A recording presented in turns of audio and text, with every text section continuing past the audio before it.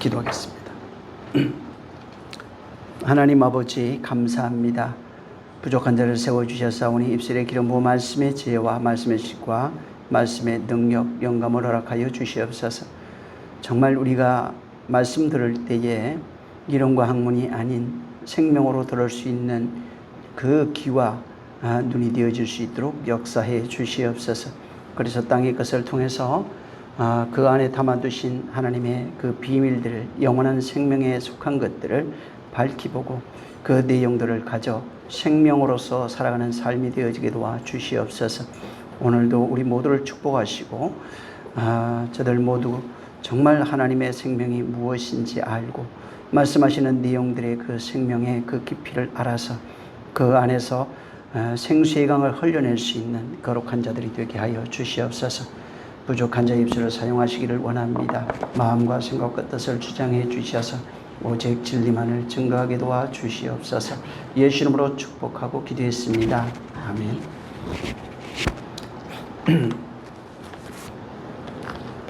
사사기입니다. 2장 1절에서 5절 있습니다. 자, 시작.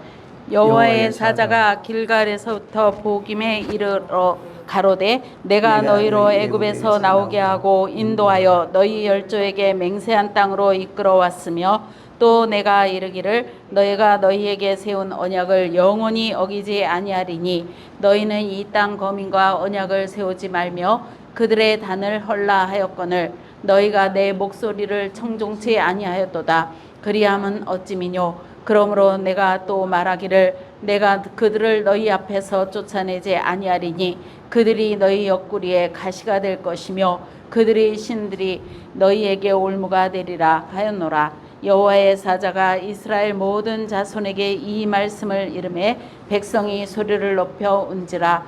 그러므로 그곳을 이름하여 보김이라 하니라. 무리가 거기서 여호와께 제사를 드렸더라. 아멘. 지난주까지 우리가 이제 보면서 이스라엘 백성이 이제 가나안 땅인 원래 너희가 들어가서 그 땅에 있는 거민들, 그들의 우상, 산당들을 다 파괴하라고 이제 말씀을 하셨어요. 그리고 1장 사사기 1장에도 보면 여호수아 이후에 하나님께서 유다를 이제 보내시면서 거기에 시므온을 같이 이제 제비 뽑아갖고 올려보내는데 그 유다가 가서 전쟁을 합니다. 그리고 이제 계속해서 반복되는 얘기가 뭐냐면 하나님 여호와가 그들과 함께 하셨다 합니다. 그래서 여호와가 그들과 함께 하셨으나 그들을 쫓아내지 못하였더라 라는 말이 이제 반복됩니다. 지난 시간에 말씀드린 것처럼 그들을 쫓아내지 못한 그 이유는 하나님이 함께 하셨음에도 쫓아내지 못한 이유는 인간들이 가나안 땅에 살던 거민들이 가지고 있던 그런 문화 혹은 기술 여러 가지 이유들 때문에 나중에 이제 보면은 거기에 쫓아내지 아니했던 사람들이 노예로 산다든가 하는 이런 일들이 반복되는 겁니다. 그 결과 이스라엘 사람들을 이제 보면은 하나님이 분명히 쫓아내라고 하셨고 멸절하라 했지만은 이스라엘 사람들이 여호와가 함께 하면서 그 전쟁하는 과정에서 그들을 쫓아내지 못한 겁니다. 그래서 이제 단지파가 보면은 아모리 사람들한테 쫓겨가지고 산 위까지 쫓겨나는 그런 기록들이 나오고 나중에 이제 쫓겨났던 그들이 다시 또 강성해지니까 이스라엘이 노예가 되는 이런 일들이 이제 반복되는 겁니다. 그래서 하나님께서 거기에 속해 있는 이스라엘 사람들에게 가나안에 속해 있는 이들을 이제 쫓아내지 아니하고 그들이 가지고 있던 뭐 철기라든가 그 다음에 그들이 가지고 있던 여러 가지 기술들 또 노동력도 필요할 거죠. 이런 것들을 위해서 필요에 의해서 그들에게 그들을 남겨둔 이제 그 이야기가 1장에 있는 겁니다. 자, 그런데 그래서 34절부터 보면은 이제 남겨두니까 단지파가 아모리 사람들에 의해서 쫓겨가는 이야기가 1장 34절부터 36절에 기록이 되어 있는 겁니다. 자, 그러고 난 이후에 이제 여호와의 사자가 이제 나타나는 이야기입니다. 그러니까 이런 일이 있고 난 이후에 여호와의 사자가 길갈에서부터 보김에 이르러 이제 여호와의 사자가 이스라엘 앞에 나타난 겁니다. 자, 근데 여기 여호와의 사자가 이제 나오는데 이 여호와의 사자는 출애굽기 3장 1절부터 이렇게 쭉 보면은 3장 1절 2절에 보면은 그 모세가 호렙산에서 뜰기나무 가운데 만났던 그 사자입니다. 여호와의 사자가 뜰기나무 가운데 불꽃 가운데 그에게 나타나 그 모세를 만난 그 사자가 바로 여기 나오는 여호와의 사자와 동일입니다. 또 그 모세를 통해서 이스라엘을 애굽에서 출애굽시켜서 광야로 끌고 가게 하신 그 하나님이 이제 출애굽기 23장 20절부터 쭉 나오는데 이제 거기도 보면은 이스라엘을 애굽에게 모세를 보내서 끌고 나오게 하시고 또 이스라엘을 광야에서 가나안으로 끌고 가시니가 바로 이 여호와 사자예요. 그래서 거기 출애굽기 23장 20절 이하로 보면은 여호와의 사자가 이스라엘을 이제 40년 광야 생활을 마친 이후에 바로 저기 가나안으로 끌고 가시는 그 사자가 바로 이 여호와의 사자입니다. 그래서 그 사자가 동일하게 이제 나타납니다. 출애굽기 그 3장 1절에도 보면은 그 1절부터 쭉 보면은 이제 뜰기나무 가운데 나타났던 그 사자입니다. 그 불꽃 가운데 나타났던 사자인데 그 4절에 똑같은 3장 4절 이하에 가면은 그 여호와의 사자를 뭐라고 부르냐면은 여호와라 이렇게 부릅니다. 제가 이제 성경을 읽어드렸으니까 나중에 한번 찾아보시기 바랍니다. 시간이 좀 촉박해서 제가 그냥 읽어드릴 테니까.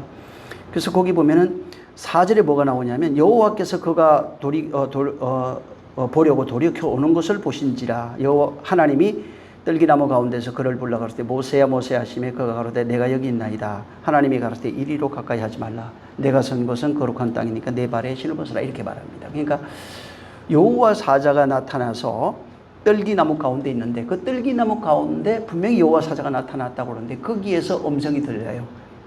거기에서 음성이 들리면서 여호와께서 이제 그 불이 붙어 있으니까 뜰기나무 가운데 불이 붙어 있으니까 그걸 보려고 오니까 하나님이 뜰기나무 가운데서 그를 부릅니다. 여호와께서 그를 보고 하나님이 또 같이 계속 나와요. 여호와의 사자가 그다음에 여호와께서 그다음에 하나님이 이렇게 계속해서 그 뜰기나무 가운데서 들려지는 그런 음성들이 같이 있습니다. 그래서 이게 무슨 얘기냐면은 여호와께서 이제 하나님이 또 그 여호와께서 그를 보시고 하나님이 그에게 말씀하시는 그 내용이 여호와에 의해서 보내심을 받은 여호와 이 내용을 거기에 이제 뜰기나무 가운데서 여호와의 사자가 그다음에 여호와께서 하나님이라고 하는 그런 명칭을 거기 쓰면서 말하고 싶은 내용이 뭐냐면 여호와에 의해서 보내심을 받은 하나님, 말씀이 육신되어 오신 하나님, 말씀하시는 하나님, 곧 예수 그리스도를 상징합니다. 그래서 거기에 그가 예수님이 이 땅에 하나님의 사자로 오신 분이에요.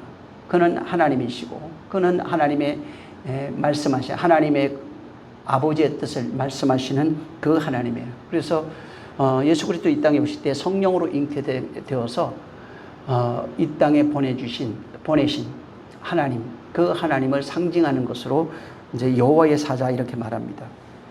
그다음에 이제 여기 사사기 6장에도 보면은 기도원 이야기가 이제 나옵니다. 나중에 이제 보겠지만은 기도원 이야기가 나오는데 그때도 보면 여호와의 사자가 등장합니다. 그러니까 여호와의 사자가 모세가 뜰기나무 가운데서 보고 이스라엘이 이제 정복 전쟁을 하기 위해서 들어갈 때 그때 여호와의 사자가 또 나타나고 여기도 마찬가지로 지금 그 2장과 6장에도 여호와의 사자가 이렇게 등장을 합니다.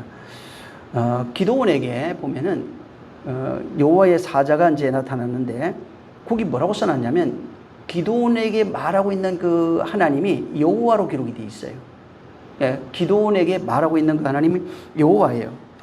그러니까 여호와에 의해서 보내심을 받은, 성령에 의해서 잉태되어 보내심을 받은 그 예수 그리스도에 대한 그 메시지를 여기와 계속해서 우리에게 직접 말씀하시는 이로써 역사하시는 분, 그것을 모형하면서 이제 이렇게 2장, 6장 이런 데 계속해서 말하고 있는 겁니다. 그래서 하나님이 여호와 사자를 보내 가지고 이스라엘을 애굽에서 인도할 때 애굽에서 그 역사하신 그 하나님이 여호와고, 또 이제 광야에 나왔을 때 낮에는 불기둥 밤에는 구름 기둥으로 그 역사하신, 이스라엘과 함께 하신 그 하나님이 여호와고, 또 그들을 가나안 정복 전쟁을 시작하면서 이끌어 가시면서 바로 여호와의 사자가 그들과 함께 하시면서 그 전쟁을 이끌어 가시는 그 하나님이 바로 여호와인 겁니다. 그래서 항상 지금 그 모세로부터 계속해서 여호와의 사자가 나타나서 그들을 인도하고 말하고 함께하고 전쟁하고 역사하는 그 하나님이 바로 여호와로 나타나 있습니다. 전에 엘로힘이라고 하는 단어가 이제 구약 창세기에 나오고 여호와 엘로힘이 2장 3장에 이제 등장한다고 말씀했고, 그 이후에 4장부터 해서 이제 여호와가 이렇게 주로 등장을 합니다.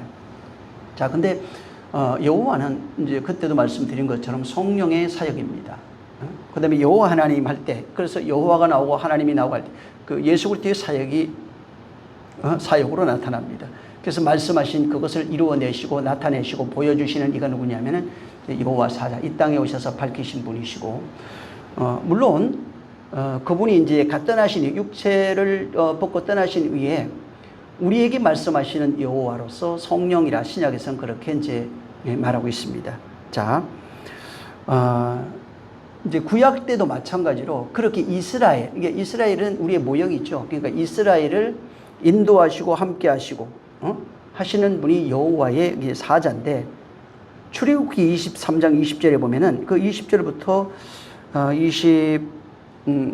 3절 이어가지고 끝까지 그냥 이렇게 쭉 보시면 뭐가 있냐면, 그 20절에는 내 사자를 내 앞에 보내어 길에서 너를 보호하여 너로 내가 예비한 곳으로 이르게 하리니, 이렇게 말씀하고 있고, 23절에는 나의 사자가 내 앞에 가서 너를 아모리 사람, 헷 사람, 브리스, 가나안, 히위, 여부스 사람에게 인도하여 나는 그들을 끊으리니, 이렇게 계속 얘기하고 있고, 그 다음에 이제 그 32절 여기 쭉 가면 너는 그들과 그들의 신과 언약하지 말라, 그들의 신을 섬기지 말라 하는 그런 내용들로 이제 되어 있습니다. 그래서 여기 말씀하시고 인도하시고 역사하시는 이 그 전쟁, 너희와 함께 가서 내가 그들을 몰아내고 파멸하고 파괴하는 그 내용으로서 누가 역사하고 있냐면 바로 여호와의 사자가 그렇게 역사하는 겁니다. 결국은 그 하나님이, 그 여호와께서, 하나님께서 뭐냐면 이 사자로 계속 나오는데, 사자를 보내 가지고 이스라엘에 있는 그 가나안 땅에 있는 거민들을 전부 다 쫓아내고 멸절하겠다는 겁니다. 근데 거기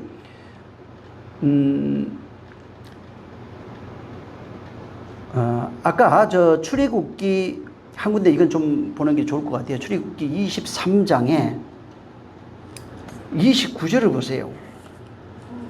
출애굽기 23장에 내가 지금 함께 하긴 하는데 내가 너들과 같이 가서 그들을 쫓아내고 싸우고 이기고 뭐 이렇게 하시겠다는 겁니다. 근데 자, 29절을 한번 읽어보세요. 여기 좀 재미있는 게 있어요. 시작. 그러나 그 땅이 황무하게 되어 들짐승이 번성하여 너희를 해할까 하여 1년 안에는 그들을 내 앞에서 쫓아내지 아니하고 30절. 내가 번성하여 그 땅을 기업으로 얻을 때까지 내가 그들을 내 앞에서 조금씩 쫓아내리라. 여기 그 28절에 보면 내 앞에서 모든 족속들이 히위, 가나안, 헷 족속 다 쫓아낼 것이다 이렇게 약속을 했는데, 29절에 보면은 1년 안에는 그들을 내 앞에서 쫓아내지 않겠다는 거예요. 안 쫓아낼 거다. 그 이유를 이게 썼는데 내가 번성하여 그 땅을 기업으로 얻을 때까지 니들이 좀 번성해서 좀 이게 힘이 있고 그렇게 할 때까지는 내가 그들을 내 앞에서 조금씩 쫓아내겠다고 이제 이렇게 말씀하셨어요. 그래서 그렇게 할 것이고 내가 너희의 지경을 홍해에서부터 블레셋까지 광야에서부터 하수까지 정하고 그 땅의 거민들을 내 손에 붙일 것이다. 그러니까 내가 이제 하는데 그걸 네 손에 붙일 테니까 내가 그들을 내 앞에서 쫓아내라. 대신에 그들의 신과 그들과 언약하지 말라 하는 그런 말씀들을 이제 하신 겁니다. 자, 문제는 여기 앞에서부터 쭉 보면 뭐냐면 여호와의 사자를 하나님이 보내서 그들을 쫓아내겠다는 겁니다. 그들을 쫓아내고 그렇게 여호와께서 하시겠다고 말씀하신 거예요. 근데 당장은 아니에요. 조금씩 쫓아내겠다는 겁니다. 그러면서 하는 얘기가 그들과 그들의 신과 절대 언약하지 말고 그들의 신을 섬기지 말라고 이제 신신당부를 하신 거예요. 왜 그러냐면은 당시 가나안에 가나안 신들이 많았죠. 이제 보통 7족속, 뭐 7신, 그 10족속, 10신 뭐 이런 식으로 이제 얘기를 합니다. 왜 그렇게 하셨냐면은 하나님이 여기도 써놨어요. 거기 자세히 보면 뭐라고 썼냐면 그들이 혹은 그 신들이 너희에게 올무가 될 수 있기 때문에 그들을 이제 섬기지 말라는 겁니다. 그냥 그들과도 언약을 맺지 말고, 근데 우리가 평화롭게 뭐 평화조약 이런 거겠죠. 맺지 말고 그들의 신과도 절대로 그들의 신을 섬기지 말라는 겁니다. 왜? 너희에게 그들과 그들의 신이 올무가 된다는 겁니다. 자, 그러면서 하는 얘기가 조금씩 내가 쫓아내겠다 이렇게 얘기를 했어요. 그러니까 결국은 뭐냐면 그들을 남겨두신 이가 누구냐면은 하나님이에요. 하나님이 그들을 남겨두시고 조금씩 쫓아내겠다. 그리고 너희들이 힘이 있을 때 내가 그들을 너희 손에 붙여줄 테니까 너희들이 그것을 쫓아내라, 멸하라 이렇게 이제 말씀하신 겁니다. 자, 이스라엘이 우리 이제 지난 시간에도 제가 말씀을 드렸는데 보세요. 이스라엘이 이 가나안에 들어가 보니까 젖과 꿀이 흐르는 땅이고 정말 포도송이가 엄청납니다. 그리고 거기 거인족이 있었고 그걸 알면서 이제 여호수아를 통해서 정복 전쟁이 시작됐고 많은 족속, 거의 대부분의 족속이 사실은 남아 있었어요. 그리고 이제 사사 시대가 와가지고 하나님께서 유다를 통해 가지고 이제 여호수아가 죽었잖아요. 그러니까 사사들을 세워서 정복 전쟁을 다시 하는 겁니다. 그러니까 남겨뒀던 민족들이에요. 그들이 남겨뒀던 민족들을 이제 정복 전쟁을 하는 겁니다. 자, 근데 사사기 1장부터 우리 쭉 지난번에도 봤지만은 이스라엘이 어떻게 하냐면 여호와가 함께 하는데도 그들을 남겨둬요. 계속해서 남겨두거나 그들을 남겨두었더라, 뭐 정복하지 못하였더라, 정복하지 아니하였더라, 이걸로 계속해서 이제 반복해서 말씀하고 있어요. 자, 하나님이 보실 때 이스라엘을 그 가나안 족속들 혹은 가나안 신 이런 것들을 놔두게 되면은 아니 이스라엘이 당연히 그들을 섬길 줄 하나님이 잘 알고 계십니다. 그들의 매력이 있고 문명도 있고 이스라엘보다 뛰어난 철기 뭐 포도송이 하나가 어마어마하게 크게 만들 수 있는 능력도 있었으니까 철기도 있었고 이스라엘에게 어떤 뭐 여러 가지 이런 문명의 어떤 혜택 이런 것들이 굉장히 많이 있었어요. 당연히 남겨두면 그때 멸했으면 좋겠는데 남겨두면은 올무가 될 줄 아시면서도 그걸 남겨뒀어요. 남겨뒀는데 자, 남겨두면서 하나님이 그들을 섬기지 말고 언약도 하지 말고 그들을 가까이 하지 말라 이렇게 말씀하신다 이 말이에요. 왜 그렇게 하시냐고. 그냥 멸해버리시지. 자, 보세요. 여기 나오는 이 내용은 성경 전체에 흘러가는 맥과 같아요. 그게 뭐냐면 하나님이 지금 여기 가나안 족속을 놔둡니다. 애굽에 이스라엘 야곱의 야곱과 그의 자식들을 들여보내죠. 그와 같은 거예요. 여기에 지금 가나안 족속들 혹은 가나안 신들을 남겨두신 이유가 뭐냐면 그들이 그 안에 들어가서 하나님이 없는 그들 존재예요. 이방신을 섬기는 세상신을 섬기는 존재들인데 그들을 통해서 이스라엘이 가지고 있는 본성, 이스라엘이 가지고 있는 죄성, 이스라엘이 가지고 있는 종교성을 전부 다 폭로하시는 겁니다. 만약에 하나님이 멸했으면 자기가 굉장히 선량한 줄 압니다. 신앙생활 잘하고 대단한 줄 알고 있어요. 근데 하나님이 그것을 그냥 두시면서 그들이 가지고 있는, 다시 말하면 이스라엘이죠. 여기는 이스라엘, 곧 우리입니다. 예수 믿어도 우리를 이 세상에 두잖아요. 같은 원리예요. 바로 이스라엘이 가나안을 정복하면서 거기 있는 족속들, 신들 이런 것들을 두시면서 바로 이스라엘이 가지고 있는 그 영혼의 상태, 그들의 믿음과 신앙의 상태, 그들이 열매 맺고 있는 것이 어떤 열매예요? 세상 열매인지 하나님이 주시는 생명의 열매인지 이런 것들을 깨닫게 하시기 위해서 그들을 그대로 보존해 주신 거예요. 이것이 없으면 이들은 정말 바뀔 수 있는 능력이 없어요. 바뀔 수 있는 방법이 없어요. 자기가 최고고 자기가 대단한 사람이 인 줄 알고 그렇게 하나님 앞에 서게 돼 있거든요. 그래서 하나님이 거기에 가나안 땅이 어떠냐면은 지금 하와가 에덴 동산에서 그 선악과를 보고 보암직하고 먹음직하고 탐스럽다고 그랬잖아요. 똑같습니다. 이스라엘이 지금 이 정복 전쟁을 하면서 여호수아가 있을 땐 괜찮은데 없을 때는 전부 다 자기 소견대로 했다고 그랬죠. 그러니까 자기 생각해 보니까 보암직하고 먹음직하고 탐스러운 것이 여기 가나안 땅에 널려 있는 겁니다. 그래서 그들에게 그것들을 그들과 그들의 신, 그들의 문화를, 문명 이런 것들을 남겨두시면서 그들을 통해서 실제 뭐냐면 하와가 그것을 따먹어서 벌거벗은 것을 아는 것처럼 이 지금 그 이스라엘 사람들이 그들을 통해서 그걸 하와처럼 그걸 따먹은 거예요. 그들의 문화, 문명, 그들의 이기 여러 가지 것들을 그것을 따먹게 함으로써 스스로 벌거벗은 존재인 것을 죄인된 존재요 악이 가득한 존재고 하나님 뜻을 이루어낼 수 없는 그런 존재, 바로 사망 아래 죄 아래 패역한 세대라고 하는 사실을 그들을 통해서 깨닫게 하려 하시는 겁니다. 그래서 그들이 선택한 그런 문명의 이기라든가 여러 가지 어떤 그들이 가지고 있는 가나안이 가지고 있던 그들의 신들을 섬기면서 계속해서 자기를 보게 하는 겁니다. 그 선악과 먹으면서 죄 아래 속해버리는 겁니다. 가나안의 이런 문명과 이기를 경험하면서 끊임없이 죄 아래 속하게 하시는 겁니다. 그래서 발견되는 것이 그들과 연합하고 그들의 신을 섬기면서 발견한 것은 내가 여호와의 말씀을 떠나 있다고 하는 현실을 깨닫게 하는 거예요. 하나님 없이 살아가고 있다고 하는 현실을 깨닫게 하는 겁니다. 내가 신이 되어서 하나님 없이 모든 것을 판단하고 살아가고 있다고 하는 현실을 깨닫게 하는 겁니다. 그래서 하나님 앞에 그들의 가나안의 문명과 그들의 사람들을 통해서 그들의 문화와 풍습, 그들의 신을 섬기면서 결국은 하나님 앞에 이제 서게 되는데 하나님 앞에 서 있는 나의 모습이 타락한 아담과 하와요. 마귀요 사단이요. 하나님 건너편에서 하나님을 대적하고 있는 사단이라는 겁니다. 하나님의 원수요 죄 아래 있는 자요.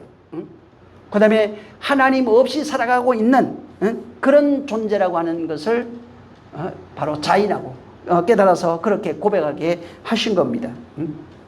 그래서 정말 우리가 내가 하나님 없이는 살 수 없구나 이 사실을 깨달아야 돼요. 하나님 없이는 내가 아무것도 할 수 없다고 하는 사실을 깨닫게 하는 겁니다. 그래서 애굽에서 10가지 재앙이 일어났을 때나 장자가 죽었을 때나 홍해가 갈렸을 때나 광야에서 먹고 마실 것이 없을 때나 끊임없이 그 다음에 광야 40년을 거치고 여리고성을 거치고 가나안의 정복 전쟁을 시작할 모든 그런 과정들이 뭐냐면 이스라엘의 현실을 깨닫게 하는 겁니다. 하나님 없이 살 수 없다고 하는 것을 깨닫게 하고 하나님이 이 모든 것을 주관하고 계획하고 실행하고 있다는 것을 그것을 깨닫게 하는 겁니다. 그래서 그것을 통해서 이스라엘에게 바로 가르쳐주고 싶은 것이 뭐냐면 하나님만이 온전하고 하나님만이 거룩하고 하나님만이 신령하고 하나님 없이는 우리는 절대로 살 수 없다고 하는 사실, 그 다음에 그래서 하나님의 전지전능하심을 깨닫게 하고 그 다음에 인간에 대해서는 자기 자신에 대해서는 패역한 자요 더러운 자요 타락한 자요 끊임없이 하나님을 배신하고 배반하고 하나님을 대적하며 살아갈 수밖에 없는 존재인 것을 깨닫게 하려 하시는 거예요. 가나안에서도 이와 같은 역사가 반복된 겁니다. 그 사실을 이 사사기에 그대로 적용해 놓은 겁니다. 자, 여기 1절에 여호와의 사자가 길갈에서부터 보김에 이르러 가로되 내가 너희로 애굽에서 나오게 하고 인도하여 너희 열조에게 맹세한 땅으로 이끌어 왔으며 또 내가 이르기를 내가 너희에게 세운 언약을 영원히 어기지 아니하리라 이렇게 말씀하셨다는 겁니다. 자, 여기 여호와의 사자가 뭐냐면 하나님의 뜻을 이루는 자예요. 여러분 성경에 사자는 뭐냐면 하나님의 뜻을 가지고 와서 그것을 성취해내는 존재로 구약에 나타납니다. 자, 여러분 성경 전체, 신구약 전체에 하나님의 뜻을 알고 그것을 실현하는 이가 누구냐면 예수 그리스도예요. 예수 그리스도만 하나님의 뜻을, 아버지의 마음을, 아버지의 뜻을, 아버지의 계획을 그것을 알고 그것을 그대로 실현하시는 분이라 이 말이에요. 여호와 사자가 그런 모양으로 바로 나타난 겁니다.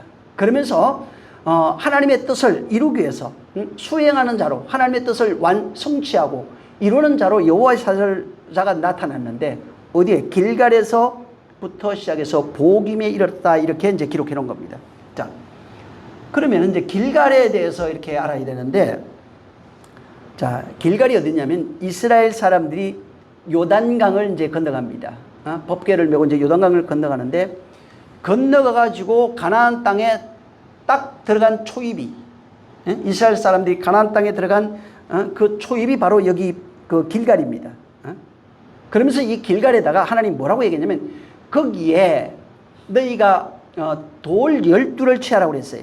12를 취해가지고 그 길갈에 취하고 그 다음에 그 길갈에서 너희 백성들 남자는 전부 다 할례 받으라고 그랬어요. 그러니까 이 길갈은 요단강을 건너가서 12돌이 이제 세워지고 거기에서 할례 받으라 이렇게 얘기한 겁니다. 자, 근데 여기 그 1절에 다시 보면은 성경이 뭐라고 썼냐면 여호와의 사자가 길갈에서부터 왔대요.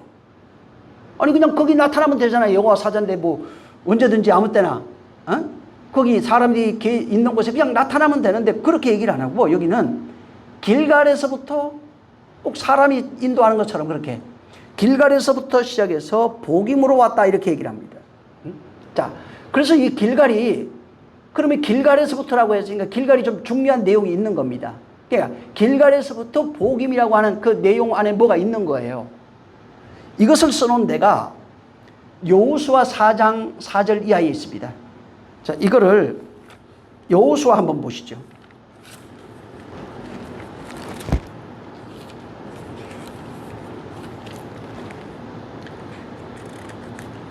여호수아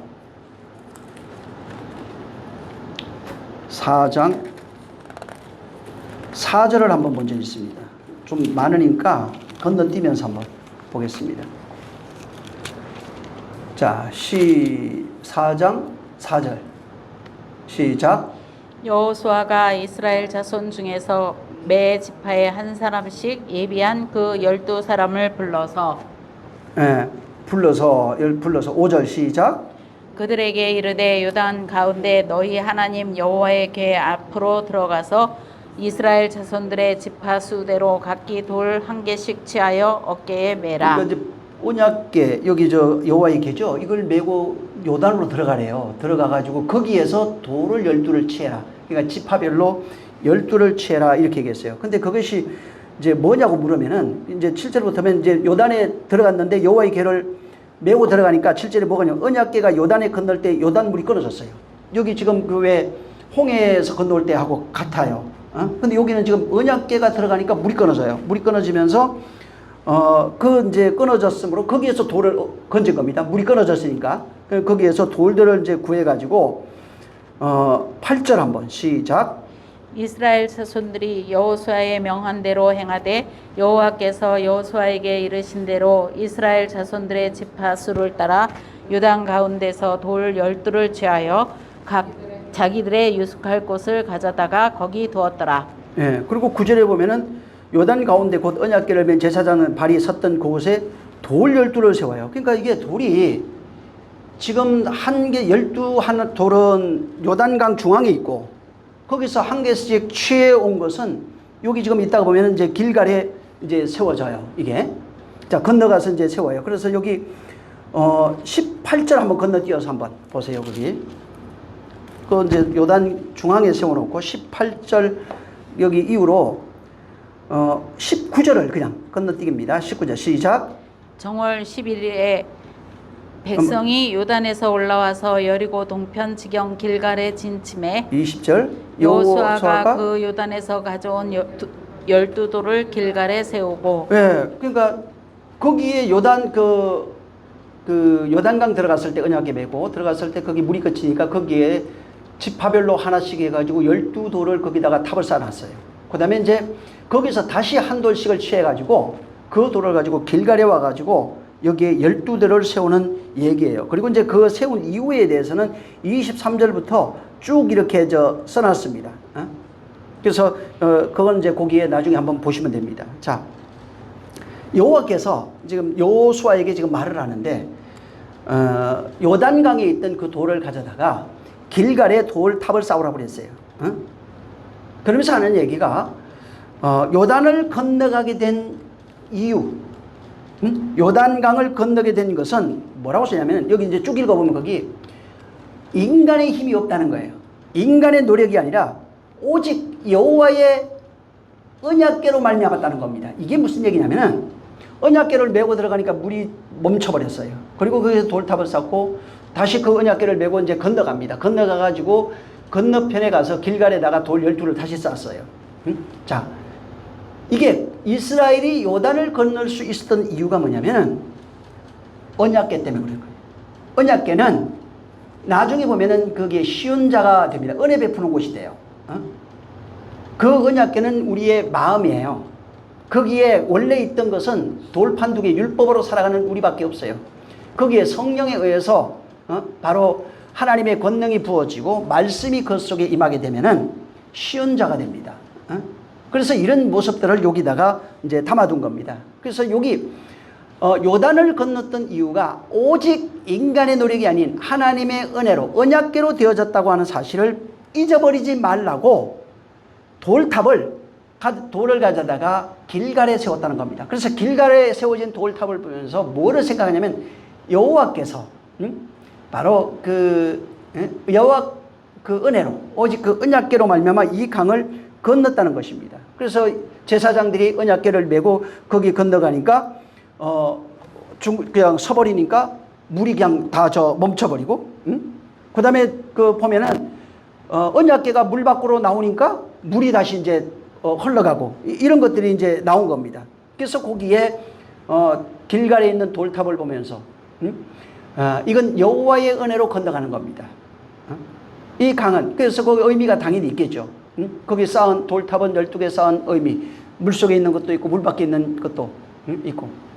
자, 이렇게 이 강을 건너갈 수 있는 그 하나님의 은혜로만 되어지는 것, 인간의 어떤 노력이 없다고 하는 이것을 가르쳐 주기 위해서 그것을 기념하는 돌탑을 길갈에 이제 세운 겁니다. 자, 그리고 이제 5장 여호수아 5장 1절부터 12절에 쭉 보면은 이건 시간이 없으니까 그냥 나중에 보시기 바랍니다. 거기에 뭐가 있냐면 그 여호수아에게 이스라엘에게 할례를 행하라가 이렇게 명했어요. 그래서 거기에 2절에 보면 5장 2절에 부싯돌을 만들어 가지고 이제 그 돌을 갈아 가지고 만든 칼입니다. 그걸 가지고 사람이 만드는 뭐 철이나 동 이런 것들이 아니에요. 그걸로 하지 말고 부싯돌이에요. 그걸 가지고 칼을 만들어 가지고 그걸로 할례를 행하라 이렇게 얘기했어요. 그래서 이제 그날에 보면은 탑을 쌓고 그날에 전부 다 할례 받았습니다. 남자들이.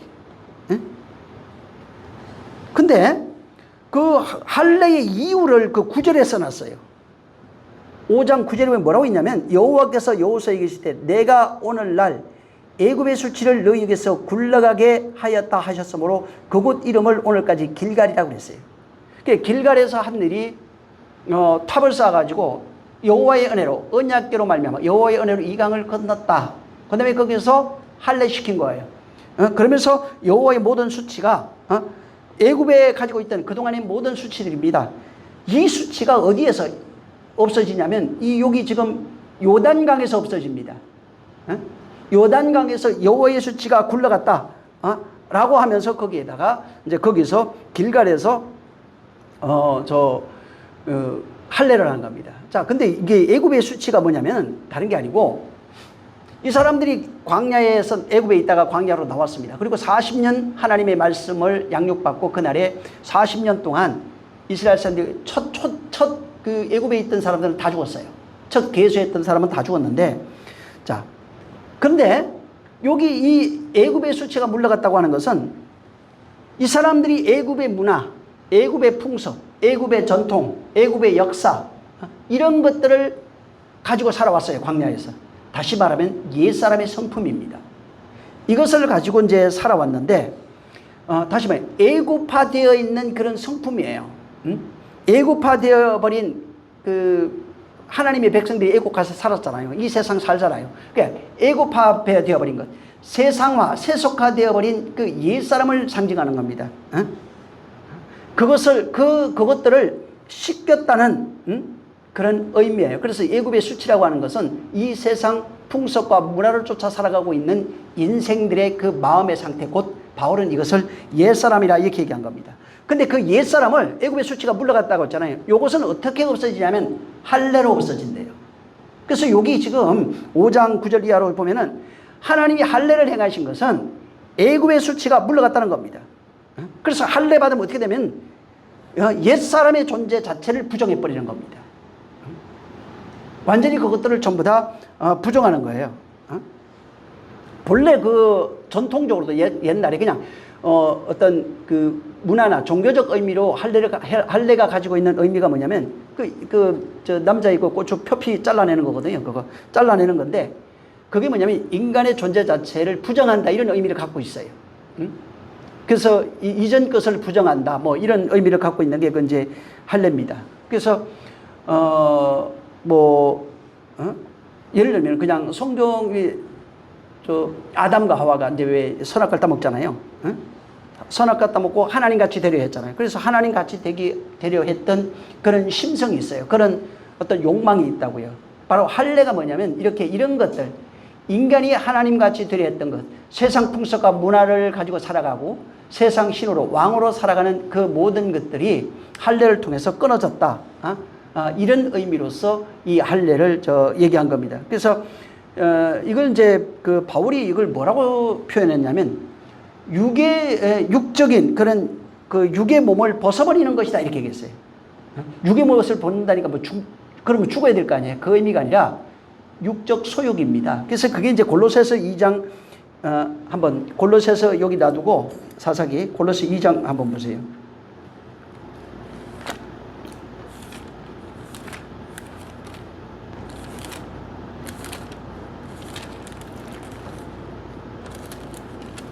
그 11절 한번 보세요. 11절, 12절 그냥 읽죠. 한번 시작. 너희가 또 그 안에서 너희가 손으로 하지 아니한 할례를 받았으니 곧 육적 몸을 받는 것이요 그리스도의 할례니라. 너희가 침례로 그리스도와 함께 장사한 바 되고 또 죽은 자들 가운데서 그를 일으키신 하나님의 역사를 믿음으로 말미암아 그 안에서 함께 일으키심을 받았느니라. 그러니까 할례가 육적 몸을 이제 벗는 것이다. 그러면서 하는 얘기가 이제 그리스도의 할례다 이렇게 얘기했어요. 육적 몸을 벗는 할례라고 하는 것은 육적인 몸을 벗는 것이고 이게 그리스도의 할례다. 그러면서 이제 이걸 침례다. 침례와 함께 옛 사람이 죽고 새 사람 사는다고 하는 옛 것을 부정하고 옛 사람을 죽이고 이런 의미로서 이게 침례로 이제 설명을 했어요. 그래서 거기는 그 할례다 이렇게 이제 얘기를 했는데 육적 몸을 벗는다는 말이 뭐냐면 여러분 그 창세기 그 6장에 보면은 사람이 번성할 때 그들에게 딸들이 나왔어요. 그리고 3절에 가면 여호와께서 가라사대 때 나의 신이 영원히 사람과 함께 하지 아니하리니 하나님이 사람과 함께 하지 않겠대요. 그러면서 하는 얘기가 이는 그들이 육체가 됨이라. 그리고 그들의 날 120년이 돼 이렇게 나와 있어요. 그러니까 하나님이 함께 할 수 없는 그 육체가 옛사람이에요. 그래서 육적 몸을 벗는다는 게 율법으로 살아가서 율법 안에 신이 되어 율법 안에서 스스로 하나님 없이 살아가면서 왕으로 죄악을 판단하며 살아가고 있는 그런 존재들, 육신의 정욕, 이생의 자랑, 안목의 그 정욕을 따라 살아가고 있는 인생들의 모습을 바울은 이게 육적 몸이라고 이제 이렇게 표현한 겁니다. 그래서 하나님이 함께할 수 없는 육신의 이 세상 신, 이 세상 임금으로 살아가는 그런 존재들을 얘기를 하는 겁니다. 그래서 육체라고 하는 게 이 육체 이게 아니라 하나님을 떠난 존재들입니다. 하나님의 말씀을 떠난 존재들. 그래서 성경에 육이라고 했을 때는 물론 이거 맞는데 하나님의 말씀을 떠나서 하나님 없이 살아가는 순전히 육신으로 살아가는 고깃덩어리, 그게 육체예요. 그러니까 하나님 없는 존재를 육이라고 그래요. 말씀이 없는 존재를 육이라고 한다고요. 그러니까 육체, 그러니까 여기 함께 할 수 있다 이게 아니라 그 의미로는 하나님이 함께 하지 않는 자, 하나님의 말씀을 떠나버린 존재, 하나님 없이 스스로 신으로 살아가는 그 존재를 육이라고 하는 겁니다. 그래서 하나님의 말씀을 떠나서 스스로 신이 되어 하나님을 불순종하고 그 창세기도 얘기했지만 하나님 같이 되어 왕이 없으므로 모든 것을 선악간에 판단하고 살아가는 아담의 상태가 전부 다 육입니다. 물론 이 육 맞아요. 이 단어를 썼는데, 그러니까 하나님 상징적으로 쓴 것이고, 성경에서 말하는 육은 하나님 없이 살아가는 존재들이에요. 그게 무슨 말이냐면 하나님 말씀 없이 뜻 없이 하나님의 계시 없이 언약 없이 살아가는 존재는 전부 다 육이고 그걸 짐승이라 이렇게 표현한 겁니다. 그래서 성경에 육, 짐승, 육체, 그 다음에 사망, 마귀, 사실은 같은 의미로서 하나님 밖에 있는 존재를 이렇게 육이라고 그래요. 그래서 이 할례가 그 육적 몸, 하나님이 없이 살아갔던 그 육적 몸을 벗어버리는 것이다. 이렇게 얘기하는 겁니다. 물론 인간이 말이에요. 육신이 없으면 살 수가 없습니다. 육이라고 하는 것은 인간이 이 땅에서 살아가는 그런 도구고, 또 육신을 통해서만 자기 자신을 나타낼 수 있는 그런 그런 그 능력이 있어요. 그러니까 육이 없다는 것은 그냥 그거는 이 세상 존재가 사실은 아닙니다. 자, 문제는 육이라고 하는 그 시간이 있어요. 모든 사람에게 주어진 시간이 있는데 그게 물론 짧은 사람도 있고 긴 사람도 있습니다.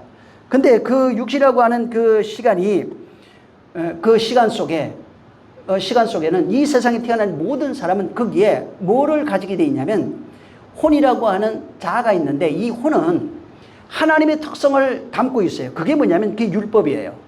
이 세상에 있는 모든 것, 코스모스 안에 있는 것은 하나님의 말씀으로 지어진 세계고, 그 말씀은 하나님으로부터 시작된 겁니다. 그래서 이 율법이라고 하는 것 자체가 바울이 얘기했고 예수님도 얘기했죠. 이건 사랑이고 이것은 거룩하고 신령하고 온전하고, 그리고 로마서 7장에도 이게 선한 것이다 이런 식으로 말씀을 하셨어요. 그러니까 이게 그것 속에 담겨있는 생명력이라고 하는 것이 있어요. 율법이라고 하는 그 생명력은 그 율법이 지시하고 가르치는 것이 뭐냐면 진정한 생명이에요. 그 안에 담겨있는 내용은 진정한 생명이라고요. 그래서 육신이라고 하는 그 시간이 있는 동안에 하나님이 주신 그 생명력이 있어요. 그 안에서 그 생명력, 그 율법을 통해서 진정한 생명을 발견하지 못하고 그것을 육의 도구로 사용했을 때, 그러니까 육의 도구로 사용하고 그냥 선악을 판단하며 세상에서 그런 살아가는, 정욕을 위하여 살아가는 존재가 됐을 때는 그렇게 살다가 멸망한 것을 사망이라고 그래요. 하나님 없이 살다가 하나님 뜻 없이 율법을 자기 의를 위해서 자기 육신의 도구로 삼고 살다가 떠난 것을, 그것을 사망이라고 하는 것입니다. 그래서 하나님이 그렇게 사망 아래 살면서 율법의 도구를 가지고 자기를 위해서, 정욕을 위해서, 육을 위해서 사는 그들에게 하나님이 찾아오셔서 그들에게 그 율법에서 할례시켜가지고 새로운 생명으로 바꿔주는 그것이 진리예요. 그것을 은혜라고 하는 겁니다. 그래서 그 율법을 가지고 정욕을 위해 도모하던 그 사람들이 율법에 담겨있는 진리를 성령으로 발견하게 되면, 그래서 성령이 오셨다는 것이 하나님이 찾아오신 겁니다. 그래서 발견하게 되면 어떻게 되면 신령한 몸을 입는 거예요. 그래서 바울도 옛 육체, 그 다음에 신령한 몸, 그래서 육체를 벗어버리고 신령한 몸으로 거듭난다 이렇게 얘기한 겁니다. 하나님이 하시는 일이 바로 그거라고요. 이 세상에 있는 이 만물 속에 담긴 신성을 통해서 우리에게 하나님이 찾아오셔서 우리에게 말씀하시는 것은 우리로 육의 것을 할례시키고 신령한 몸으로 우리를 거듭나게 하려 하시는 겁니다. 그래서 육신이 있는 동안이라고 하는 이것은 하나님이 우리를 거듭나게 하는 그런 시간이에요. 은혜 베풀어 주시는 그런 시간이에요. 문제는 본인이 은혜를 거절한다면 방법이 없어요. 그래서 하나님이 은혜 받아라 이렇게 말씀하시는 겁니다. 그래서 육신이 있는 동안에 뭐를 자각하고 인지해야 되냐면 하나님의 존재를 인지하고 나의 존재를 자각하고 하나님의 존재를 인지해서 그 하나님을 내 삶 속에서 경험해내야 되는 겁니다. 하나님의 그 존재를 내 삶 속에서 경험하고 그 경험된 그 내용이 내 안에 생명으로 자리 잡고 있는데 그 육신이 있는 동안에 하나님을 인지해서 그 내용을 경험하고 살아가는 그 삶을 신앙생활이라고 하는 겁니다. 그러니까 내가 하나님을 인지해서 그 말씀으로 내가 바뀌었어요. 새로운 피조물이 됐다고요. 이렇게 되면 어떻게 되면 마음의 할례 받은 자예요. 율법이라고 하는 그것이 육신의 할례는 그건 모형이에요. 예수의 죽음은 그 2000절에 있었지만 그 죽음이 내 죽음이 되지 않으면 아무 소용없다고요. 그래서 그 죽음이 내 죽음이 되려면 내 안에 그분이 오셔서 그분의 은혜로 옛것을 할례하는 것이 필요해요. 그래서 바울이 중요한 것은 마음의 할례다 이렇게 얘기했어요. 육신의 할례, 육적 할례가 아니고 마음의 할례다 이렇게 얘기했어요. 그게 마음의 할례가 되지 못하면 그 마음의 할례가 옛사람 죽는 거예요. 육적 생명이 죽는 거예요. 육적 소욕이 죽는 겁니다. 그래서 이 할례라고 하는 그 의미 자체가 인간의 어떤 그 욕망, 육신을 향해서 살아가, 육을 위해서, 이생의 자랑, 안목의 종, 육신의 종 이런 거 있죠. 이런 것들을 소멸하는 그런 내용으로서 의식으로 만들어 놓은 것이 이 할례예요. 그래서 보여지는 할례는 그냥 육신의 몸의 표피를 자르고 이제 그런 내용이죠. 그게 의식이라고요. 그게 뭐냐면 마음의 할례에 대한 의식이라고요. 마음의 할례는 옛사람 죽고 새사람 되는 겁니다. 성령에 의해서 옛것이 완전히 소멸되는 거예요. 애굽의 수치가 굴러가 버려야 된다고요. 그래서 그게 마음의 이제 할례가 되는 겁니다. 그래서 그 옛것이 없어지는 그 자리에 새 것으로 채우시는 것이 하나님의 방법이라고요. 그게 할례예요. 그러니까 할례 받았으면은 마음의 할례 받았으면 옛것이 없어지고 새 것으로 채워져 있어야 돼요. 옛것은 없는데 새 것이 없다면 그러면 옛것이 없는 게 아니에요. 있는 거예요. 옛것이 없어졌으면은 그 자리에 새 것이 있는 겁니다. 반드시 대체되게 돼 있어요. 그래서 육신의 육적 몸을 벗는다고 그러니까 이제 내가 죽어야 된다 이렇게 생각하는데 그것이 아니라 본래는 이제 그 할례의 의미가 네가 육적인 어떤 소욕, 육신의 모든 것을 죽여야 되는 거예요. 원래는 이제 그런 의미인데 할례함으로써 할례를 통해서 요것만 표피만 잘라도 네가 죽었다고 하는 그 내용을 거기에 바로 담아놓은 겁니다. 그래서 그 할례 받은 그 흔적을 소유하면서 나는 죽은 사람이야. 애굽의 모든 수치가 물러간 사람이야. 그것이 다 죽었다는 거야. 그래서 육적 몸을 내가 벗었어. 이렇게 계속 자각하게 해놓은 겁니다. 그것을 보면서. 그래서 진정한 할례는 반드시 죽어야 되는 거예요. 근데 안 죽고 우리는 할례만 한 거예요. 근데 이게 모형으로 해놨는데 이것이 실상이라고요. 이게 무슨 얘기냐면 진정한 할례는 누가 받게 돼 있냐면 죽어야 된다고 그랬잖아요. 예수가 할례 받으신 거예요. 그래서 그분의 할례가 뭐냐면 죽음이에요. 진짜 할례의 의미는 죽어야 되는 거예요. 뭐가 죽이냐면 옛사람이 죽는 겁니다. 율법에 의해서 옛사람이 죽는 겁니다. 옛사람에 의해서 율법이 죽고 우리는 몸의 할례를 통해서 그 죽음을 언약으로 받은 겁니다. 믿음으로 받은 겁니다. 그래서 진짜 죽으신 이는 그분이 죽은 것이고 우리는 몸의 할례의 흔적을 가짐으로써 그분의 그 진짜 죽은 그 할례의 내용을 우리는 가진 거예요. 근데 그 예수님 당시에도 근데 이런 몸으로 할례 받는 것들이 바울 시대도 마찬가지로 야 우리 할례 받아야 돼 이렇게 얘기했어요. 근데 그게 안 해도 된다. 그게 아니라 진짜 내용은 할례가 뭐냐면 마음의 할례를 받아야 된다 이렇게 얘기한 겁니다. 육신의 할례는 아무 소용없어. 율법을 지키지 않는다면 그 육신의 할례가 무슨 의미가 있느냐 이렇게 얘기한 거예요. 실제는 뭐냐면 율법을 완성하신 예수의 죽음이 바로 마음의 성령을 통해서 마음의 할례로 우리 안에 들어오게 돼 있는 겁니다. 그 내용을 말했는데 이스라엘은 육신의 할례만을 끊임없이 고집한 겁니다. 실제는 육신의 할례는 예수 그리스도의 죽음이고 그 죽음의 내용을 우리가 할례받은 것은 성령에 의해서 우리가 마음에 할례받아가지고 그 죽음의 내용이 우리 안으로 전가돼 버린 겁니다. 그래서 진짜 할례는 뭐냐면 성령으로 할례받은 게 진짜 할례예요. 그리고 성령으로 할례받은 사람은 진짜 옛사람이 죽었어요. 애굽의 수치가 물러간다고요. 그래서 진짜 옛사람이 죽지 아니하면 마음에 할례받은 사람이 되지 않는 겁니다. 그래서 이 할례라고 하는 것은 할례를 통해서 원래 죽어야 되는데 안 죽었잖아요. 그래서 그걸 보면서 끊임없이 나의 무능하고 무지하고 아무것도 할 수 없는 그런 모든 것들이 이 할례를 통해서 전부 다 공개되는 겁니다. 결국은 죽어야 되는데 안 죽었어요. 이삭이 죽어야 되는데 양이 죽었어요. 내가 죽어야 되는데 할례를 통해서 하나님이 가르쳐 주는 것이 너희가 죽어야 되는데 너희 대신 죽을 자가 있다고 하는 그 사실을 그걸 언약으로 주시는 내용이에요. 그래서 진짜 할례를 통해서 죽어야 되는데 안 죽는 겁니다. 하나님의 은혜로 말미암아 너희들이 안 죽고 다른 것이 죽는다고 하는 내용을 끊임없이 반복적으로 얘기해 줄 겁니다. 그래서 이 할례라고 하는 것 자체가 하나님의 언약이 그들에게 이루어져서 진짜 마음의 할례가 없다면은 육신의 할례는 바울이 얘기한 것처럼 아무런 의미가 없다는 겁니다. 그래서 이런 내용, 여기에 하나님의 언약이 있다고 그랬잖아요. 하나님의 언약이 이 할례에 있는데 이 할례를 가장 처음 언약으로 준 사람이 있는데 그게 누구냐면 아브라함입니다. 그래서 아브라함에게 가장 먼저 이 할례의 언약을 창세기 17장에 가면 나와요. 그래서 그게 뭐냐면 낳은 지 8일 만에 할례 주라고 그랬어요. 낳은 지 8일 만에 할례 주라고 그랬어요. 자, 근데 이 실제 낳은 지 8일 만에 할례 받은 자가 누구냐면은 이삭입니다. 이삭은 그 이름에도 보면은 그는 100으로 낳았다고 그랬어요. 완성된 존재로 나오는 게 8일째 나오는 게 완성된 존재. 그래서 8일 이게 예수님의 죽음과 부활, 그러니까 7일날 죽어서 무덤에 들어가가지고 8일날 부활로 나오는 것이 이 할례의 의미라고요. 그래서 죽음과 부활의 의미가 이 할례에 같이 있는 거예요. 결국은 내가 죽고 내가 부활해야 되는데 예수님이 죽었잖아요.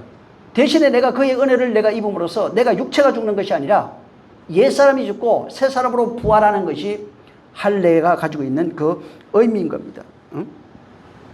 그래서 아브라함이 이렇게 보면은 원래는 그거 나이가 많았잖아요. 사례도 그랬고 아기를 절대로 낳을 수 없는 그런 불가능한 그런 존재라고 그랬어요. 그래서 자기 노력, 인간의 힘, 인간의 어떤 그런 열정으로는 절대로 이삭을 낳을 수 없는 겁니다. 근데 이삭은 뭐냐면 오직 언약으로 말미암는 존재예요. 하나님의 은혜로 말미암는 존재예요. 그래서 하나님의 언약을 통한 그 믿음으로 말미암아 얻은 자가 바로 이삭입니다. 그래서 이삭을 볼 때마다 아브라함은 자기 노력이나 인간의 힘 이런 것이 전혀 없어요. 이거는 하나님의 언약으로 되어진 그런 존재입니다. 그래서 낳은 지 8일 만에 할례하면서 이 존재는 내 존재가 아니라고요. 육신의 존재가 아니에요. 이거는 하나님의 언약으로 말미암아 되어진, 그래서 인간의 어떤 그 힘, 능력 이런 것을 전면 부정하고 오직 하나님에 의해서 만들어진 존재라고 하는 것이 이삭을 통해서 백으로 나온 하나님의 언약, 은혜로 성취되어진 그런 존재로 바로 이삭이 8일 만에 할례하고 하나님의 은혜였다고 하는 사실을 바로 이렇게 공포하는 겁니다. 이제 마찬가지인데 여기 이 길갈에서 하나님께서 그들에게 이제 그 할례하라고 그랬어요. 근데 여기 이 길갈의 내용, 이건 지금 여기 그 사사기에 나오는 이 2장에 나오는 이 지금 이 내용, 이게 어디에 있냐면은 여호수아 5장입니다. 자, 요거는 한번 보겠습니다. 여호수아 5장.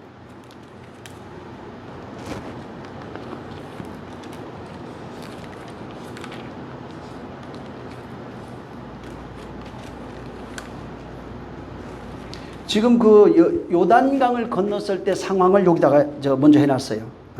길갈에 어떤 일이 있었는지 요걸 좀 써놨는데 5장 그 앞에서 나중에 좀 읽어보시기 바랍니다. 1절부터 한번 1절을 한번 읽겠습니다. 그냥 시작. 요단 서편의 아모리 사람의 모든 왕과 해변의 가나안 사람의 모든 왕이 여호와께서 요단물을 이스라엘 자손들 앞에서 말리시고 우리를 건네셨음을 듣고 마음이 녹았고 이스라엘 자손들의 영구로 정신을 잃었더라. 예, 그러면서 이제 여기 2절부터 할례해라, 부싯돌 만들어 가지고 해라 이렇게 얘기해요. 그다음에 이제 4절부터 그쪽 보면 왜 이것이 시행이 됐는지 그런 내용들을 여기다가 쭉 써놨습니다. 그래서 오늘까지 여호와께서 9절에 보면 애굽의 수치를 너희에게서 굴러가게 하셨다 하셨으므로 그것 이름이 길갈이 됐어요. 거기다가 이제 진을 쳐요. 그래서 이게 지금 요단강을 건너오는데 이게 아마 당시에 뭐 지금 오늘 잘 모르겠어요. 폭이 어떻게 되는지 물이 얼만큼 많은지는 잘 모르겠는데 근데 여기 이 애굽에서 홍해를 건넜던 것처럼 여기 지금 그 가나안에 입성하는데 여호와의 궤가 들어가면서 거기가 그렇게 많은 사람들이 물이 멈춰가지고 요단을 건너는 내용들을 가나안 족속에 있는 그 사람들 왕 이런 사람들이 그 소문을 다 들어버렸어요. 다 듣고 나니까 이제 5장 1절에 그 쓴 내용이에요. 마음이 녹았다. 무너진 거예요. 막 철렁해가지고 녹아가지고 난리가 나고 이거 어떡하냐 이게 이제. 그 다음에 정신을 잃었다 이렇게 얘기한 겁니다. 그래서 이제 이 상태가 뭐냐면 5장 1절에 그 길갈에 막 도착해가지고 요단을 건넜을 때 일어났던 상황, 그 다음에 이 가나안이 가지고 있던 그때 당시에 어떤 상황들을 여기다 적어 놓은 겁니다. 자, 그런데 보통은 어떻게 나오냐면 우리 저 전쟁을 해도 말이에요. 전쟁할 때 보면은 사기가 올랐을 때 하거든요. 지금 이때가 가나안 족속들은 정신을 잃고 뭐 쓰러지고 막 이런 상태입니다. 그러니까 완전히 저 전쟁에 대한 그런 저 의지를 다 상실했을 때 그럴 때입니다. 근데 하나님이 보통 그때 전쟁하면 되는 게 아니에요. 우리 같으면 그때 전쟁합니다. 보통 야 지금이야 기회야 막 이렇게 할 텐데 하나님이 뭐라고 그러냐면은 할례해 이래요. 할례하면요 최소한 한 10일 이상은 못 움직입니다. 절대로 전쟁할 수가 없어요. 할례 자체가 뭐냐면 할례하면 아예 저 전투력을 상실해 버려요.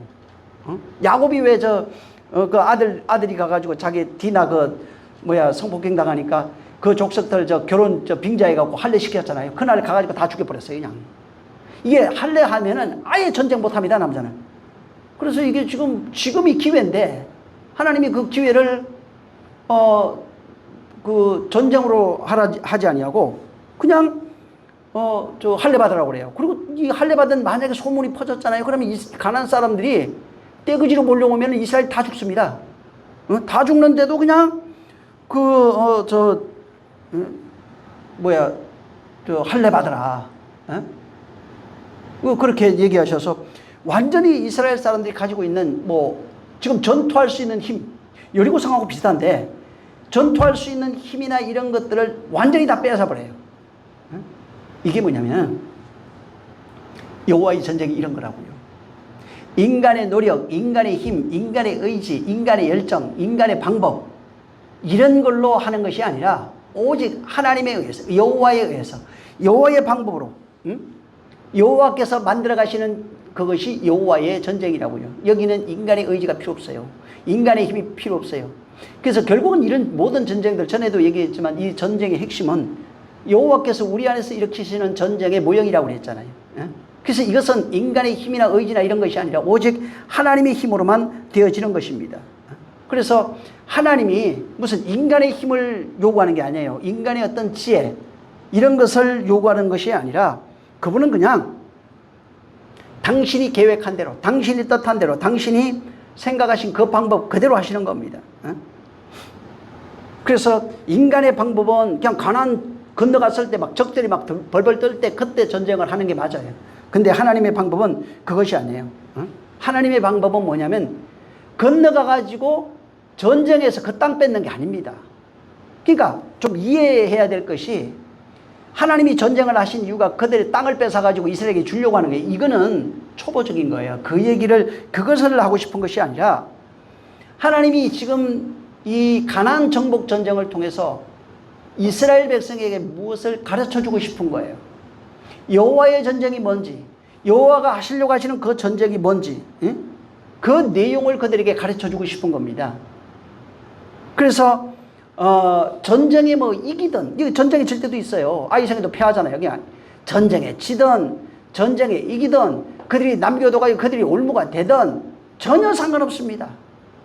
우리 생각에 하나님이 이렇게 하시면 좋을 텐데 하는 것은 우리 생각, 인간의 생각이고, 하나님은 그것이 아니라 그것을 통해서 이스라엘에게 당신이 가르쳐 주시려고 하시는 그 내용을 깨달으면 돼요. 우리가 성경을 읽으면서 우리가 이 성경 속에 있는 내용의 의미와 그 뜻을, 그 비밀을 우리가 깨달으면 되는 것입니다. 그래서 이 지금 여호수아도 마찬가지고 사사기도 마찬가지인데, 내가 전쟁한대요. 너희는 가만히 있어라. 내가 그 전쟁에서 적들을 무리친다는 겁니다. 그러니까 여호와가 하는 전쟁이지 이스라엘이 거들어가지고 뭐 하는 전쟁이 아니라고요. 이스라엘 가서 진짜 전쟁을 하고 막 칼을 쓰기도 했는데 그것을 말해주고 싶은 것이 아니라 그걸 통해서 그 전쟁 모두가 내가 한다고요. 너는 그냥 움직이는 거예요. 그냥 나를 따르기만 하면 되는 거예요. 그래서 여호와의 전쟁에 이스라엘은 숟가락 얹은 거예요, 그냥. 그걸 통해서 여호와께서 무엇을 그들에게 가르쳐 주시는 겁니다.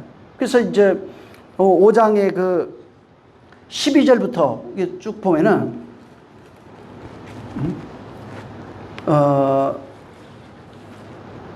그 이제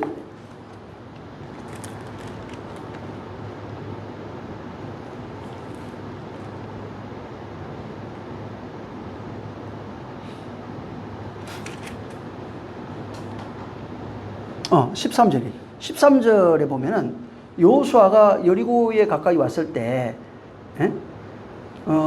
어떤 사람이 와요. 눈을 들어보니까 칼 빼던 사람이 있어요. 그를 마주쳐가지고 여호수아가 나가가지고 그에게 물었어요. 우리를 위하느냐 아니 우리의 대적을 위하느냐 이렇게 물었어요. 그러니까 여기에 여호와 사자가 또 나타난 거예요.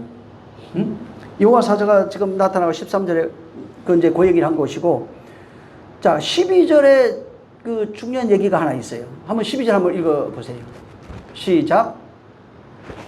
그 땅 소산을 먹은 다음 날에 만나가 그쳤으니 이스라엘 사람들이 다시는 만나를 얻지 못하였고 그 해에 가나안 땅의 열매를 먹었더라. 네, 그 이제 길갈에서 할례 행하고 거기에 돌탑 쌓았잖아요. 그리고 이제 10절부터 보면 길갈에 진을 쳐요.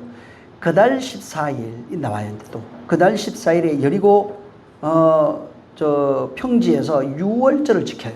6월절이 14일이거든요. 그 14일에 6월절을 지키고 그날에 무교병과 복권곡식을 먹었어요. 자, 그리고 나니까 무교병과 복권곡식을 먹으니까 그 땅 소산을 먹는 다음 날, 그러니까 무교병 그 6월절 그날에 무교병 그 양을 잡고 그 다음 날에 무교병을 먹었는데 그 다음 날에 뭐가 나왔냐면 14일, 15일이 되겠네. 그 다음 날이니까 이제 그날에 만나가 거쳐버려요. 그리고 이제 그때부터는 가나안 땅에서 나오는 그것을 먹었다 이렇게 얘기했어요. 그리고 이제 여호수아 13 여기 5장 13절부터 그 일이 있고 나니까 여호와의 군대 장관이 와요. 그 14절에 있어요. 나는 누구냐면 여호와의 군대 장관이다 이렇게 얘기합니다. 그래서 14절에 나는 여호와의 군대 장관이다 이렇게 얘기하면서 이제 그 여호수아를 만나거든요. 그러고 나니까 여호와의 군대 장관이 여호수아에게 내 발의 신을 벗어라. 내가 선 곳은 거룩하다. 이거 똑같죠. 그 저기 모세가 왜 뜰기나무 가운데서 만났던 그 하나님이에요. 그가 똑같이 그때 여호와의 사자가 만났고 마찬가지입니다. 자, 지금 이스라엘이 가나안에 들어왔어요. 들어와서 길갈에서 이제 돌탑 쌓고 할례를 이제 행하고 난 이후에 뭘 했냐면 6월절을 지킵니다. 6월절 지킨 그 다음 날 그 가나안에 있는 이제 거기서 난 그런 이제 곡식들이죠. 이런 걸 가지고 이제 식사를 했는데 식사하고 나니까 그 다음 날 만나가 거쳐버렸어요. 6월절을 지키면서 거기 있는 그 가나안 땅의 소산으로 식사를 했는데 그 다음날 보니까 새벽에 이 만나가 안 내려오는 거예요. 그래서 그 다음날에 보니까 만나가 그쳤더라 저 얘기했어요. 아직 지금 가나안 전쟁을 시작한 게 아니에요. 이 지금 요 여호수아 여기 있는 내용이 이 사사기에 그대로 압축돼서 들어가 있어요. 자, 여기 가나안 전쟁을 시작을 아직 안 했는데 여기 저 만나가 거쳐버린 겁니다. 이게 뭐냐면 하나님이 가나안 땅을 이스라엘에게 주신다고 했잖아요. 여기 이제부터는 그 가나안 광야에 있을 때 하나님이 그들에게 또 애굽에서부터 모세를 통해 계속 얘기했어요. 그래서 가나안을 거기에 주신다고 그랬는데 자, 그 땅에 나는 가나안에 입성해가지고 그날 유월절을 지키면서 그 땅에서 난 곡식을 가지고 식사를 했는데 이게 저 만나가 이제 거쳤다는 겁니다. 이게 뭐냐면 반드시 하나님이 약속한 그 땅이 너희 땅이 될 것이라고 하는, 네가 이거 먹었잖아요. 지금 먹었잖아요. 그러니까 이스라엘 너희가 먹은 것처럼 이것이 너희 밥이 돼요. 너희 것이다 라고 하는 확정이에요. 하나님의 확정이 만나가 거치는 곳으로 이제부터는 너희가 정복한 이 땅 이거 너희 거야. 그래서 그 땅에 나는 거 네가 먹을 수 있어. 응? 네가 그거 먹으면 되는 거야. 응? 그래서 아직 정복 전쟁을 시작하지 않았지만은 하나님께서 가나안 땅에 난 그 소산을 만나 대신 그걸로 바꿔버린 거예요. 이제부터는 그전에는 하늘에서 나는 만나로 줬는데 이제는 내가 양식 바꿔줄게. 이제부터는 바로 가나안 땅에서 나는 그 양식으로 너희가 식사하기 시작하게. 이게 네 거야. 이렇게 얘기한 겁니다. 응? 그래서 가나안 땅에서 나는 것 결국은 하늘에서 오는 그 만나죠. 예수님이 얘기했잖아요. 예수 그리스도로 말미암아 이제 내가 하늘에서 온 만나라고 그랬어요. 이게 성령으로 우리 안에서 이루어지는 그런 내용들이에요. 전부 다 예수 그리스도로 말미암아 우리 안에 되어지는 그런 내용들을 이제부터는 바꾸겠다는 겁니다. 말씀이 육신되어 성령 예수 그리스도로 말미암아 우리 안에 그 성령으로 이것이 우리 안에서 완성되는 내용으로 이것을 모형으로 해놓은 겁니다. 그래서 근데 이제 그때 전쟁하려고 하는데 시작 전에 여호와의 군대 장관이 나타나요. 그리고 아까 얘기한 것처럼 여호수아가 묻습니다. 우리 편이냐? 아니면 적 편이냐? 응? 그러니까 아니다. 난 네 편이다. 네, 아니면은 또 뭐 적편이다. 이렇게 얘기를 하는 게 아니고, 거기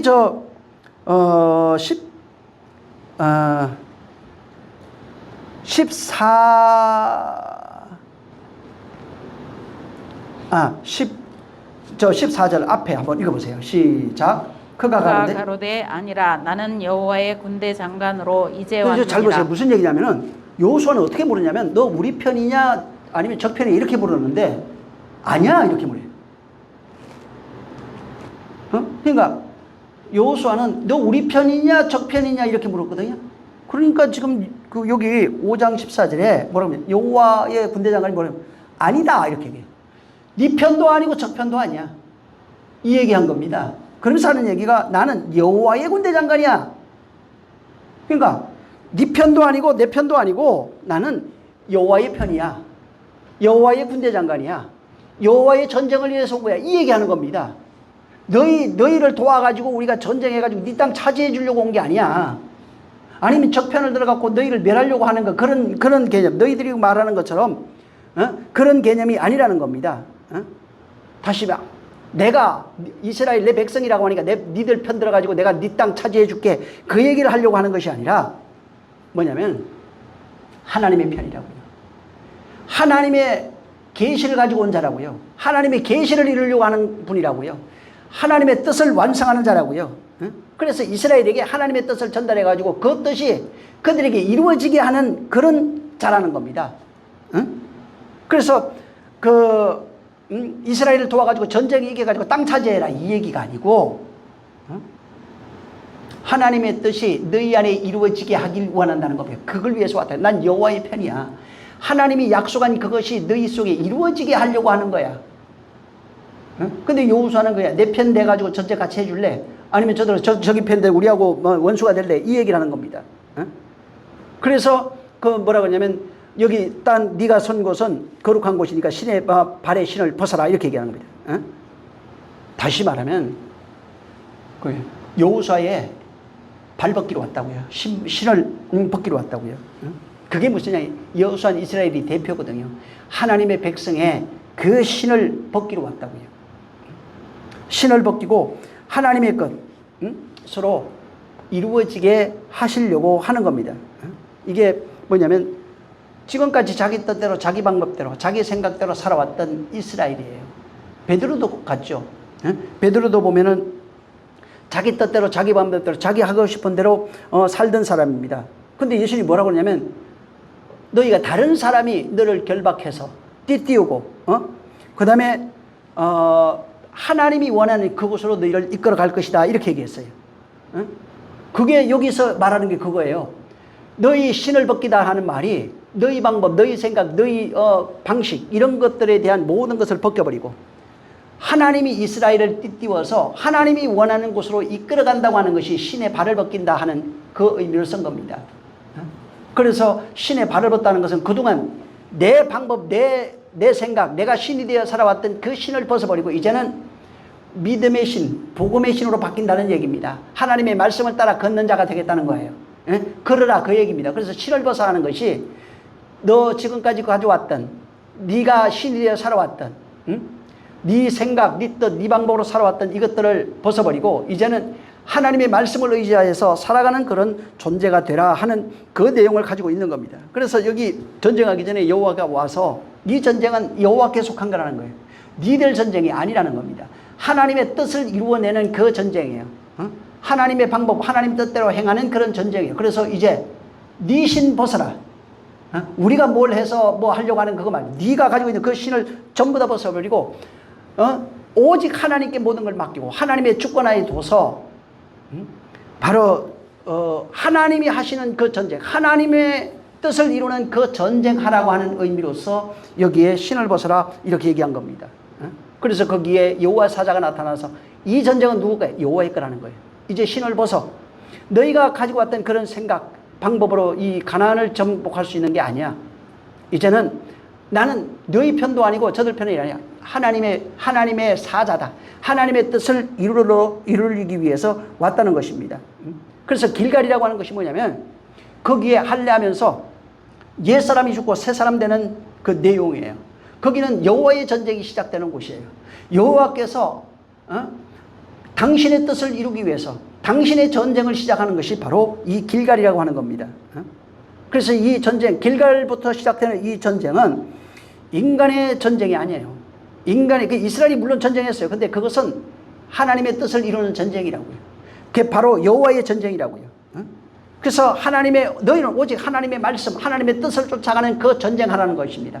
하나님의 말씀에 순종하는 이 전쟁을 하라는 얘기예요. 그게 길갈에서부터 바로 되어지는 그런 전쟁입니다. 그리고 정말 얼마 안 있다가 어떤 일이 생기냐면 여리고 전쟁이 시작이 돼요. 여리고 전쟁이 시작되면서 말씀대로 그냥 자기들이 한 게 없어요. 그냥 벗게 메고 돌면서 나팔 분 것밖에 없어요. 근데 그 성이 전부 다 무너떨어져 버린 거예요. 인간의 힘이 거기 개입된 게 없어요. 뭐 활 한 번 쏜 것도 아니고요.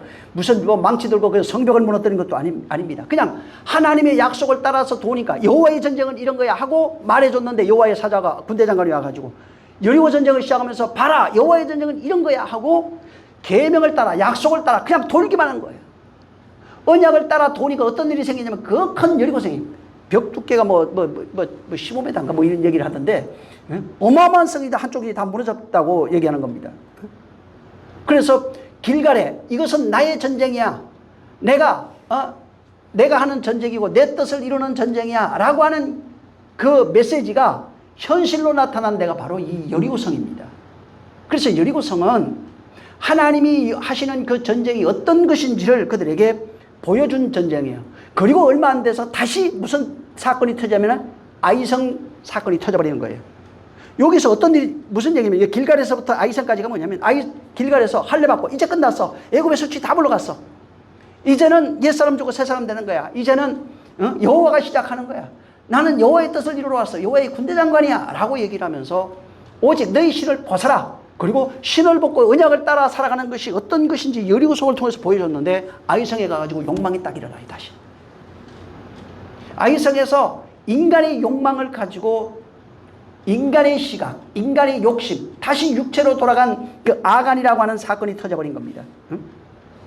그래서 아간 한 사람 문제가 아니라는 거예요. 그 지난번에도 그 얘기는 들었죠. 아간을 통해서 인간의 모든 이스라엘 전체가 한 사람이 이스라엘 전체를 얘기한다고요. 한 사람은 이스라엘이 곧 아간이라고요.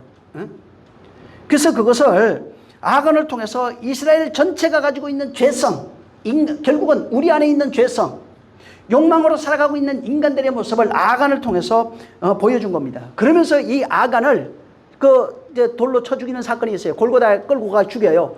그래서 거기에 아간을 다시 예수 그리스도로 오버랩 시켜가지고 예수 그리스도를 통해서 그 한 사람이 죽으니까 이스라엘 전체가 살아나는, 죄는 지은 건 우리예요. 그리고 그 죄를 담당하는 건 예수 그리스도예요. 예수 그리스도가 아간으로 거기 나타나가지고 그 한 사람에 의해서 십자가에 거기 죽으니까, 그 돌에 맞아 죽어요. 아골골짜기에 거기서 죽으니까 많은 백성이 살아나는 이야기를 거기다가 집어넣은 거예요. 그래서 거기에 어떻게 이스라엘이 살게 되는지, 다시 말해서 우리가 어떻게 살게 되는지, 하나님의 백성은 어떻게 살게 되는지에 대한 내용을 바로 이 아간을 통해서 설명해 주신 겁니다. 그래서 여기에 지금 여호수아에 나오는 그 사건들이 여기 사사기 2장 서두에 다시 또 여호수아 그 사건을 통해 가지고 여기다가 반복해 놓은 거예요. 똑같은 얘기예요. 그래서 길갈에서 여기 똑같이 나오죠. 길갈에서부터 복인에 왔다고요. 그러니까 무슨 얘기냐면 길갈에서부터 그 여리고, 그다음에 그 아이성, 이 사건을 거쳐 가지고 복인까지 온 거예요.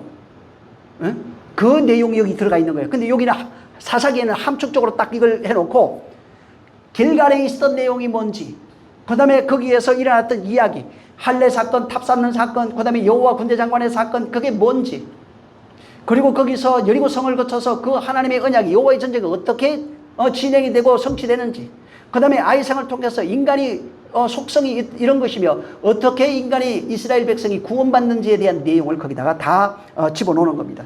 그래서 그 내용을 집어넣고 사사기 2장에 1절부터 그 얘기를 해가지고 길갈에서 복인에 이르렀다, 이렇게 얘기한 겁니다.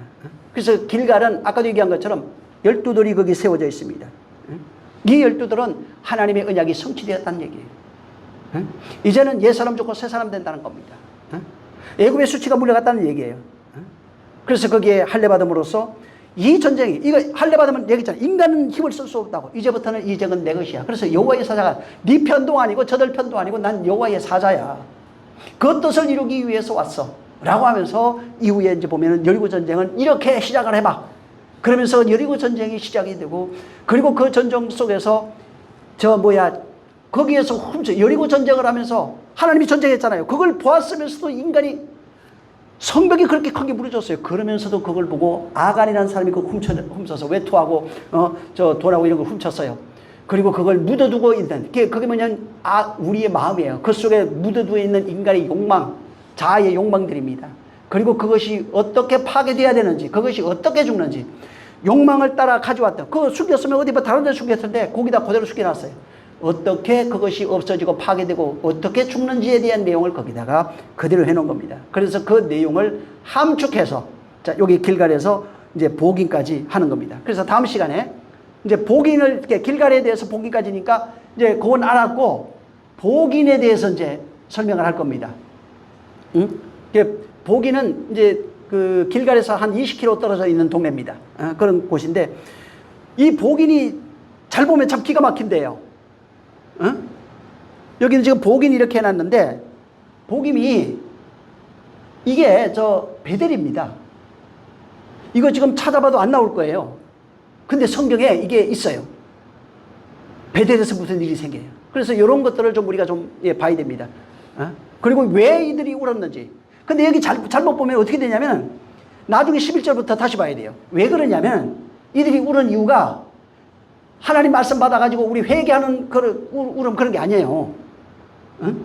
이것도 한번 우리가 다음 시간에 좀 보도록 하겠습니다. 자, 이 시간 이제 오늘은 여기까지 하고, 진짜 하나님께서 우리에게 하시는 그 전쟁을 지금 이스라엘에 실제 있었던 사건, 역사의 사건을 모티브로 해가지고 우리에게 말씀해 주신 거예요. 그럼 결국은 우리가 살아가는 인생들, 여기 이제 나중에도 얘기하겠지만 다음 시간에 인생들의 모습이 그대로 다 있어요. 아간과 같은 삶을 살아가고 있는 그들이 계속 이 사사기 반복되고 있고, 우리가 하나님의 은혜 없이는 살 수 없다고 하는 것을 우리가 깨닫게 됩니다. 그래서 인생이라고 하는 역사 자체가 굉장히 중요합니다. 이거 저 무시하면 안 됩니다. 오늘 기도할 때 주님 정말 하나님의 그 뜻이 내가 하나님의 뜻을 하나님이 나를 돕는 자가 아니에요. 하나님의 사자는 하나님의 뜻을 이루러 오신 분이에요. 예수 그리스도 하나님의 뜻을 이루러 오신 분이에요. 그 이루어낸 내용이 믿음으로 환영하는 자에게 은혜로 임하는 겁니다. 그래야 하나님의 백성이 되는 거예요. 이와 같이 하나님의 뜻이 내게 이루어지게 해달라고. 정말 하나님 나를 좀 도와달라고. 여호와 사자가 왔어요. 성령이 오셨다고요. 이와 같은 역사가 있게 해달라고 우리 한번 기도하겠습니다. 좋으신 하나님 감사합니다. 우리를 축복해 주셔서 진실로 정말 우리가 하나님께서 이스라엘을 애굽에서 인도해 내셔서 어떻게 그들을 인도하시고 역사하시고 가르치고 또 그들을 통해서 무엇을 하시려고 하시는지를 우리가 이제 잘 알았습니다. 하나님 아버지 길갈에서 보기까지 이르는 여호와의 사자를 통해서 다시 한번 이런 일이 재현되고 있음을 우리는 깨닫고 끊임없이 정말 하나님의 뜻이 우리 안에 이루어지기를 기도하며 육신으로 살아가면서 넘어지는 모든 것들을 우리의 할 수 없다고 하는 사실을 깨닫고 끊임없이 은혜를 구하고 기도하며 하나님의 뜻을 이루어내는 자들이 되게 하여 주시옵소서. 성령께서 함께 하시기를 원합니다. 주의 평안이 있기를 원하며 예수 이름으로 축복하고 기도했습니다. 아멘. 주님이 가르쳐 주기도 하고 나십니다. 하늘에 계신 우리 아버지여 이름이 거룩히 여김을 받으시오며 나라에 임하옵시며 뜻이 하늘에서 이룬 것 같이 땅에서도 이루어지리이다. 오늘날 우리에게 일용할 양식을 주옵시고 우리가 우리에게 죄진 자를 사하여 준 것 같이 우리 죄를 사하여 주옵시고 우리를 시험에 들게 하지 마옵시고 다만 악에서 구하옵소서. 나라와 권세와 영광이 아버지께 영원히 있사옵나이다. 아멘. 감사하신 주여 우리 교회가 정말 하나님 성령 충만한 자 여호와의 사자의 하나님의 뜻이 이루어지는 자들이 되게 하여 주시옵소서. 사랑하는 자들을 기억하셔서 모두가 선교사 정말 일꾼들이 되게 하여 주시옵소서. 예수님을 기도했습니다. 모든 영광 하나님께 돌립니다. 수고 많이 하셨습니다.